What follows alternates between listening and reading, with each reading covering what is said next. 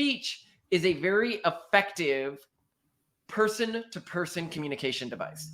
It allows one person to communicate with one other person, or one person to communicate with a large group of people.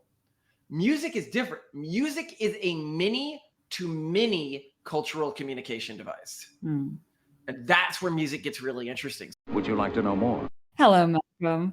Hello, Simone. I am excited for today's topic. It's actually based on a user comment because they were asking about music and culture and how cultures can use music to intergenerationally retain people, to augment people's brains and the way people relate to their environment, especially in the context of hearing that we are so anti-art, anti-music, right?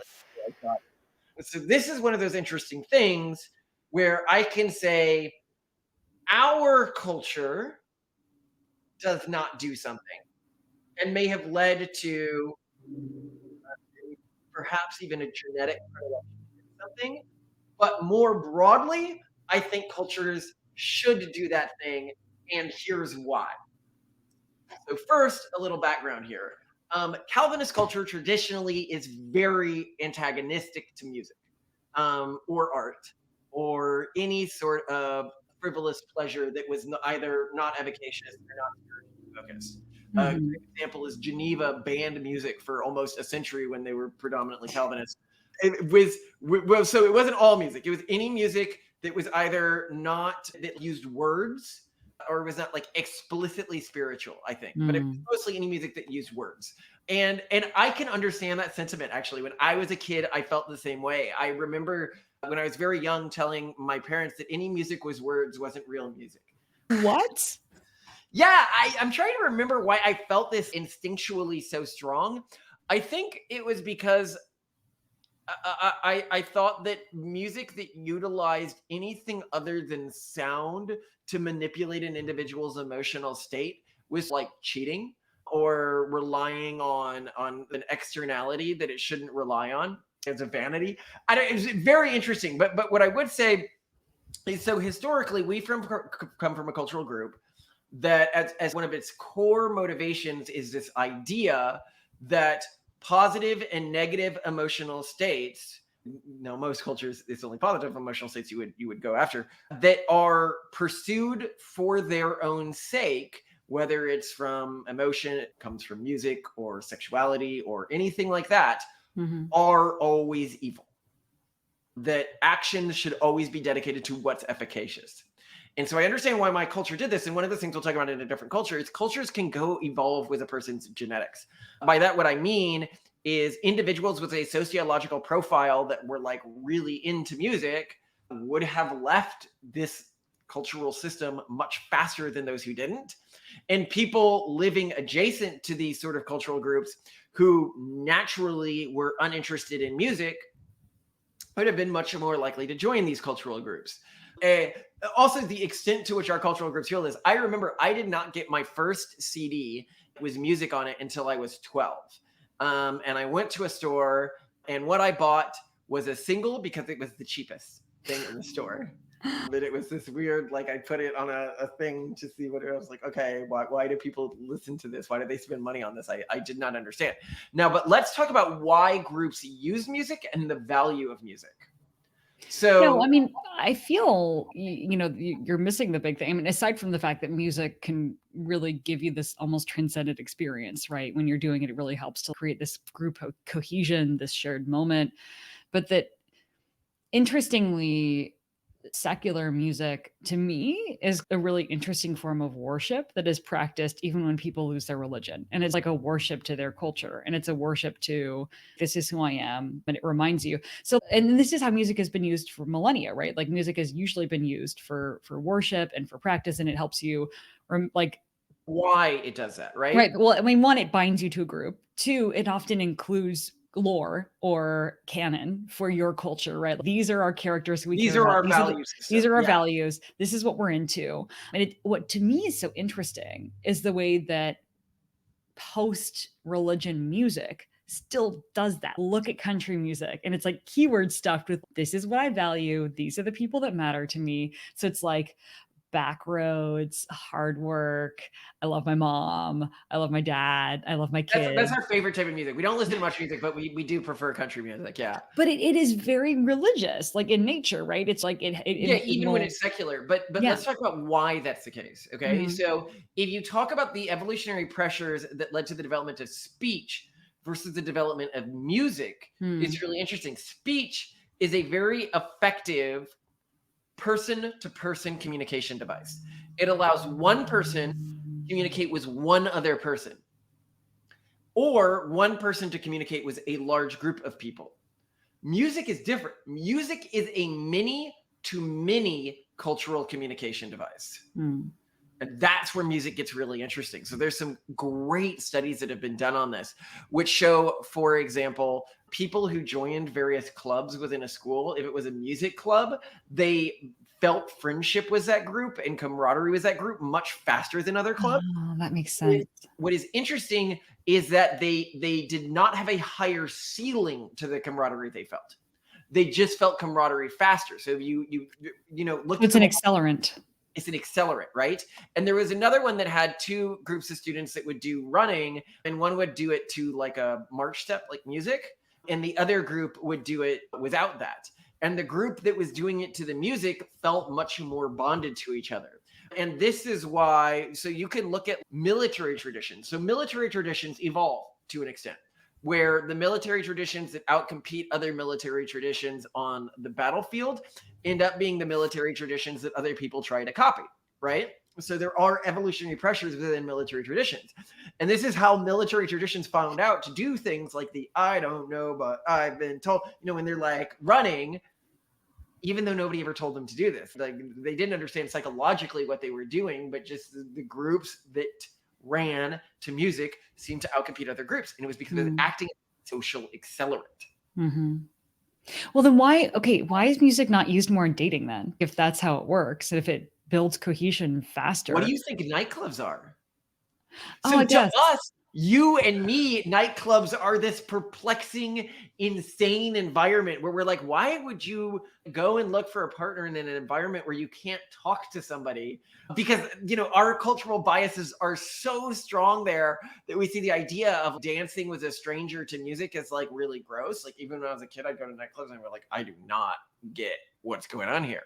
Yeah. But for cultures that have this strong musical predilection, that's what's going on there. They're Touche. using music as a communication device within a dating ecosystem. So, Yeah. very good question with a very good answer. Another interesting way that music can change people is music can activate, and things that are done to music can activate many of the same systems that are activated with like hallucinogens and other. So, one of the things that we often talk about is humans did not evolve to feel profundity tied to actual profundity. So by that, what I mean is nothing in our evolutionary environment caused people to accurately gauge the profundity of a thing to survive more than people who didn't, right? And to actually have an emotional set associated with that. So our emotional subset that feels profundity is actually most commonly hijacked with drugs, typically hallucinogens. However, like it can be induced to feel this. However, music, group chanting, and group stomping can also cause this effect. And so religions or cultural practices that are trying to force convert people, get new members, can induce this state of profundity, which can lead to somebody being more interested in joining a cultural group than they otherwise would have. And Mm, the conversion rituals. interesting. I mean, what are your thoughts on music? I've talked a little too much in this one, so I'd love to hear some of your thoughts on this. I mean, I'm more interested in the ways that secular music is being used intentionally and non-intentionally now, and how it's being left behind. I mean, I even think about like campaign music and how people are so obsessed with how, like which campaign songs they're using, what that communicates. Maybe it's just really underrated how much music matters in terms of setting a tone about like your So let's values. let's let's dig into what you were talking about there, okay? What's going on with campaign music? So when I was younger, there was this thing called MySpace, right? And you'd write a bunch of stuff about yourself on MySpace, but you'd also have a song that played automatically when somebody went to the page. And you might be able to list your favorite artists, and people do that on Facebook still to an extent and stuff like that. What are you doing when you're listing those individuals? You are telling people, this is who I am as an individual. You, other people, you have something that you associate with these artists, whether it's cultural things or character. When somebody says, I'm a Slipknot fan or something like that, often they're not saying, I actually like the music of Slipknot, like they might, but usually when somebody's saying that, what they're actually saying is, here are character traits that I want to communicate to the people around me. When people are choosing campaign songs or music to play at campaign rallies, that's what they're doing. They are conveying traits about them through bundled packages of beliefs about people who like X or Y that we have as a society. So why do you think that teenagers feel the need to do this more? Is it just because they're much more socially like I think it's because they're less aware of who they are. And so they're much more interested because so teenagers, what happens when you're a teenager? You have just moved from the stage where your parents define who you are to some extent to you get to define who you are. Mhm. And if you are dumb, sorry, I don't mean to say that about people who define themselves by music. If you are, less sophisticated in terms of how you think about yourself, great way to define yourself is from, especially in a really glorifying way, because music often is glorifying to the individual that's listening to it. You could say you define yourself with the music you listen to. Mm.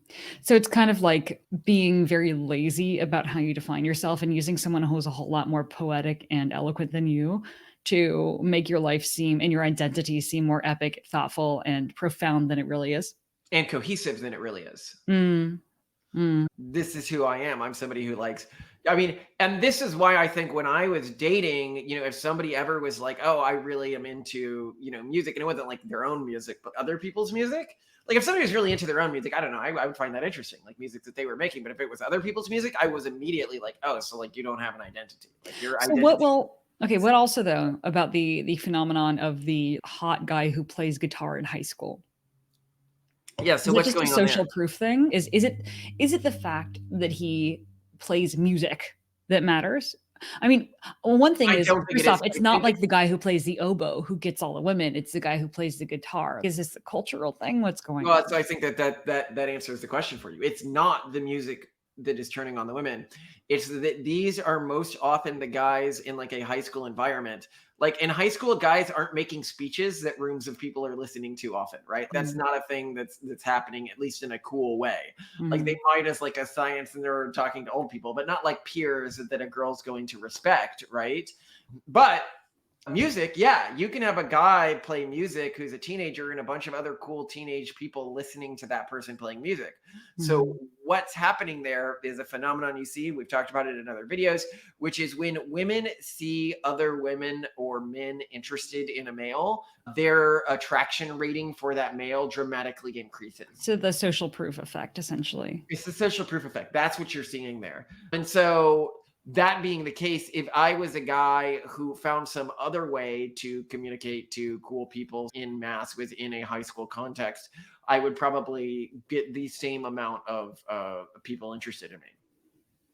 And I Mm. did, and I did. So I know it works. I mean, I was captain of my debate team, right? And I, in many environments, would talk, one to many within a high school environment. I also did a lot of speeches, like ran campaigns and stuff like that. And I did really well in terms of the. Now, this was interesting. My specialty within high school was not the people in my high school, but the people in the surrounding Right, town. I think you completely ignored your own local market, right, when it came Yeah, to I just dating. completely ignored my own local market because my own local market required, and this is also really interesting about high school, playing the high school dominance hierarchy instead of just being the most attractive person of the people that this person had engaged with, Mhm. which meant that I was playing a very different game and a much easier game to play in isolation. Yeah. Yeah. Um, Well, so what about I don't know how to put this, but, like, weirder or more esoteric music? I mean, do you think that, like, the more mature person who enjoys going to Baroque concerts is being just as social signally about enjoying Baroque music as a teenager who goes to a popular music concert?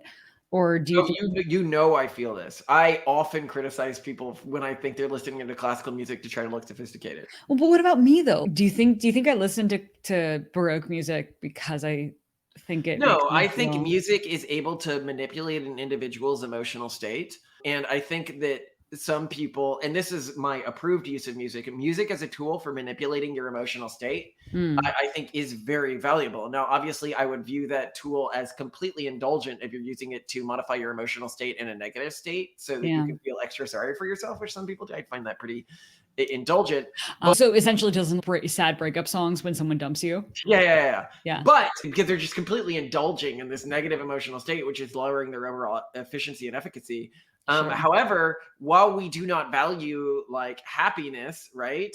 I do believe that people are more efficient when they're happy. And so I do see the value of listening to music that can augment your level of happiness or create other emotional states. So when Well, people what I talk can about say like, about that, just like really quick, is in terms of at least music and focus, the research is pretty mixed. But what I have from like the gist of it after reading a bunch of them is if you like the music and you think that it will help you focus, it will help you focus, basically. So there is no like type of music that is like necessarily proven to help you focus. It's more if this is your focus music, it will help you. So just to that point. yeah, and this is where I think, I was going to mention workout music, right? Which I think is very similar, right? Some music can be used to augment your mental state into an environment where you find something more fun than you would otherwise find it. So Mm. the point of workout music is, for whatever reason, it modifies your mental experience of working out to make that experience more enjoyable than it is when you are not listening to workout music.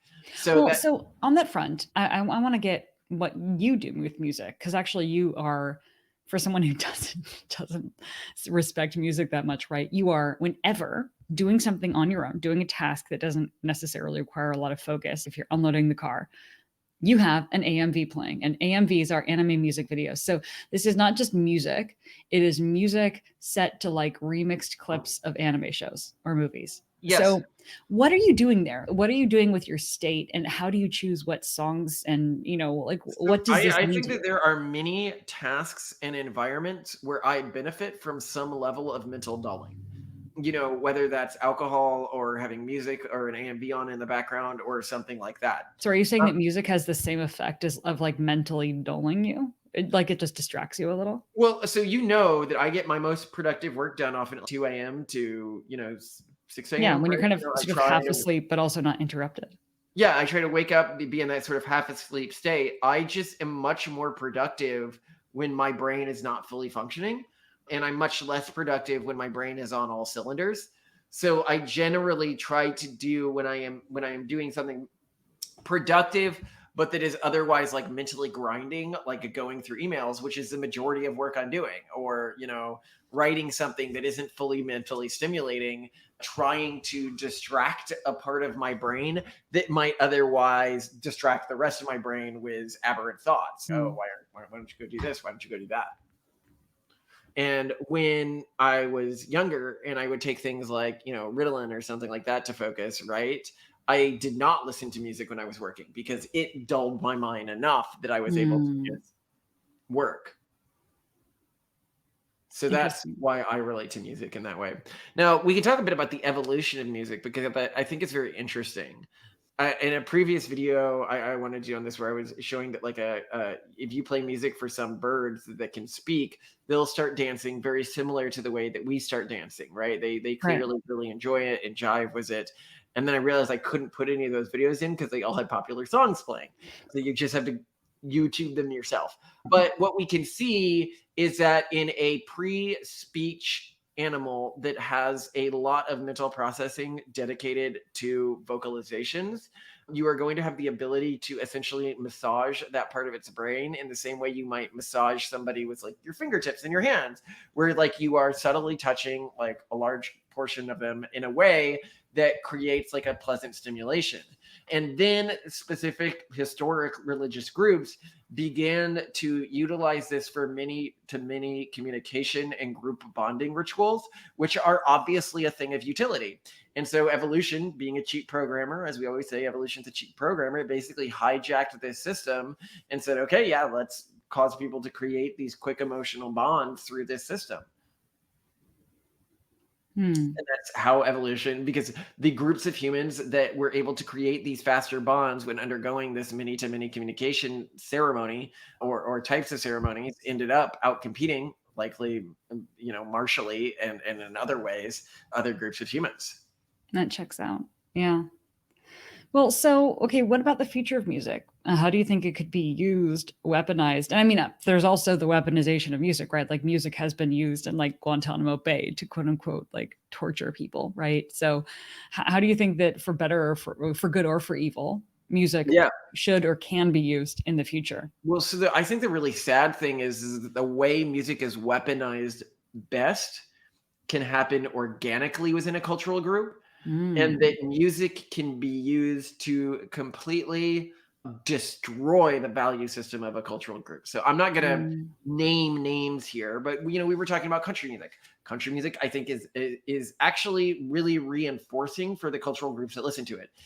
Yeah. If you look at the themes of country music, it's typically, I really respect and love my wife. Well, yeah, well, I hard really, work, family values, and appreciating what you have, which is not a lot. yeah, and when it's negative, it's typically you cheated on me, so I fucked up your car Yeah. or killed you, or you abused your wife, and so your wife killed you. Those are like the more negative country music themes. However, they still at the end portray a positive value, which is don't fuck around and find out, right?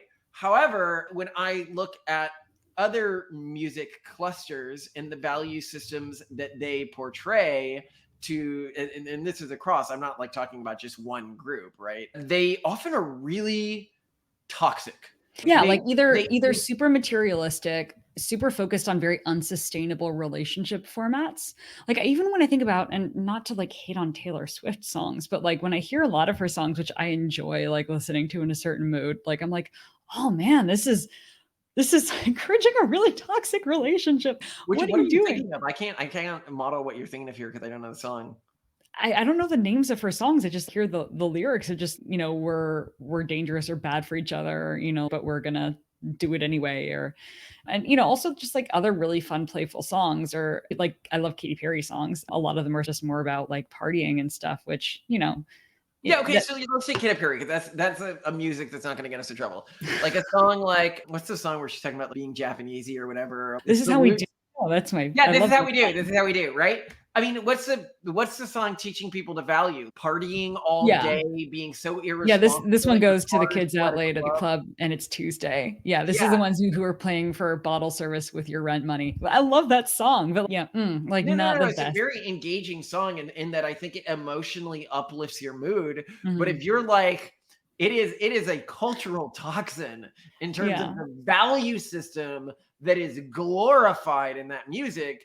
And so these sort of musical, I don't know what you can call them, musical bombs or musical toxins can be induced into a cultural group and used to keep that cultural group mentally addled in an adversarial relationship with like police, for Yeah. example, and all sorts of negative things that just organically evolve. So when we talk about where music is the most toxic, it's actually music that just organically evolves, and that the only thing you can really do to fight that is if you're within the cultural group and you're just like, hey, I put you're not going to be able to change society as a whole, but you can within your family say, we don't listen to music like this. When you Music see like that, this is right? There are evil. many like conservative Christian cultures which are like, "Oh, we don't listen to that. That's the devil's music." Or see, I We don't I don't mean, I'm listen just to music. modeling a really bad Yeah. caricature here. Yes. But the devil's music, when people are like, "Oh, that's the devil's music," we might look at that as like backwards and a weird thing to say, but people say it because it matters. Yeah. And as a final point on music, this was actually a chapter that we ended up deleting from our book to an extent. Hmm. But basically, we say that groups that really know, like conservative groups, that really seem to engage in fun parties seem to have higher fertility rates than their neighbors, which don't seem to Mm. engage in fun parties. Mm. And a great example here would be Jews. Conservative Jewish groups seem to have some of the most quote unquote fun parties. Yeah. Whereas we look at the cultural groups that I think I feel more instinctual kinship with, the Anabaptist cultural groups, Amish and Mennonites. When I look at their parties, it's stuff like, let's build a house and all the wives will go and make food for us that we'll get to eat. And then we'll lift the barn and carry the barn. And I see that and I go, that looks like a good time. But actually, and this is just like a personal thing. Like, I am not passing a societal judgment.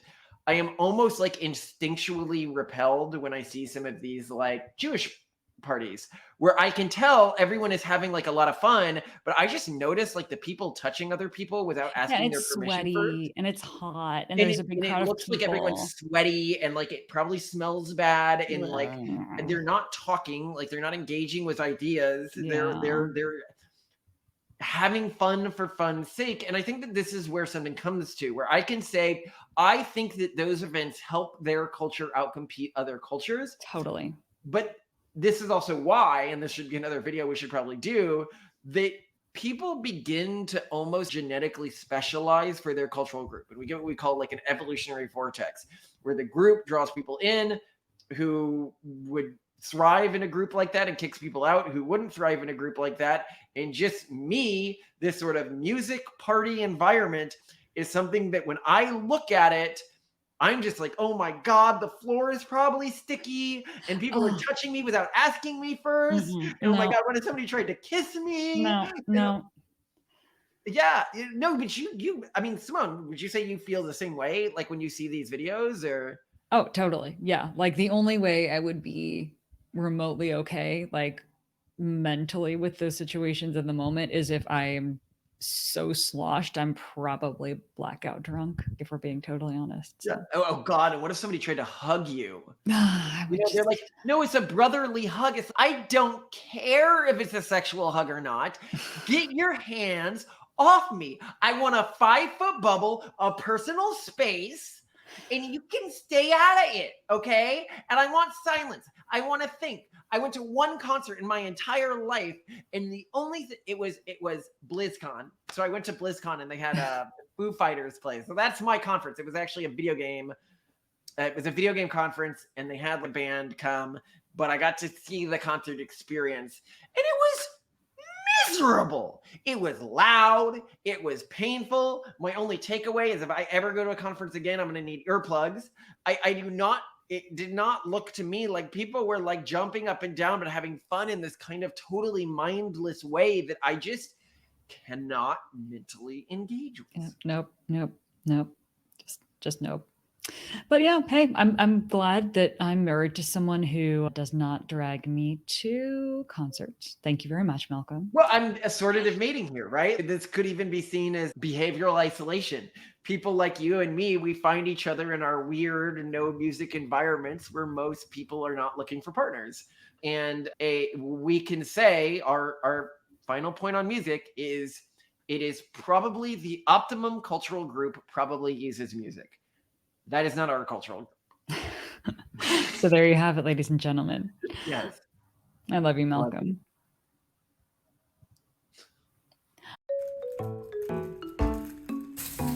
It kind of looks like a mountain because I'm gonna make my birthday cake.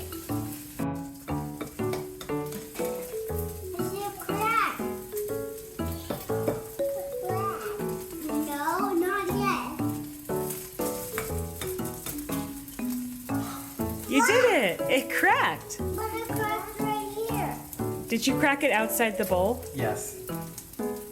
Number one is you know what number one? Why don't you tell me? One is always third place. Okay.